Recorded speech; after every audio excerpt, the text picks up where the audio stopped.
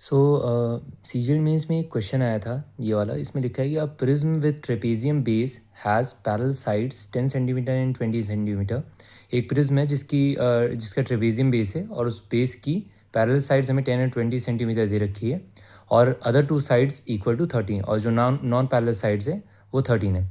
उसके बाद इसने बोला वॉल्यूम ऑफ प्रिज्म जो है वो 3240 सेंटीमीटर क्यूब है।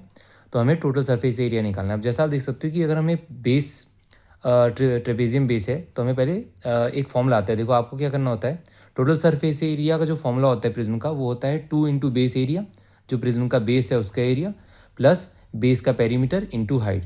तो सबसे पहले हमने बेस बना लिया, तो ये एक ट्रेपेजियम है, ठीक है। अब आप देख सकते हो एक ट्रेपेजियम ये बना दिया हमने और इसने बोला है कि यहाँ इसके अंदर जो भी इसकी पैरेलल साइड्स हैं वो 10 और 20 है। तो ये पैरेलल साइड 10 हो जाएगी और ये पूरी बड़ी वाली 20 हो जाएगी। फिर इसने बोला जो इसकी नॉन पैरेलल साइड्स यानी जो इसकी ये दोनों साइड्स हैं वो इक्वल हैं।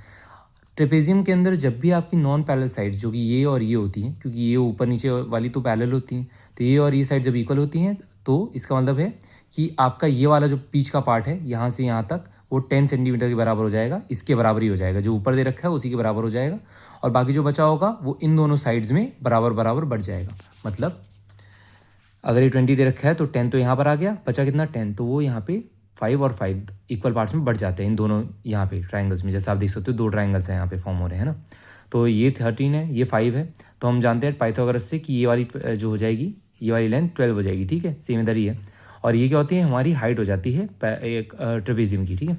उसके बाद हम बोलेंगे एरिया ऑफ ट्रेपेजियम कितना दे रखा है। एरिया ऑफ ट्रेपेजियम हमें इस बेस का एरिया निकालना है और ट्रेपेजियम की बेस का एरिया फॉर्मूला होता है half into sum of parallel sides into height. तो ये निकल गया 20 + 10 इसकी पैरेलल साइड थी और ये इंटू हाइट, हाइट इसकी हमने निकाल ली 12। तो यहाँ से हमें 180 सेंटीमीटर स्क्वायर इसका एरिया मिल गया, ठीक है।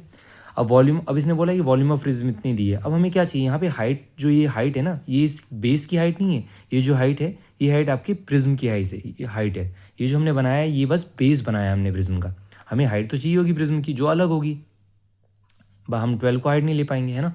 ये तो ट्रेपेजियम की बेस की हाइट है।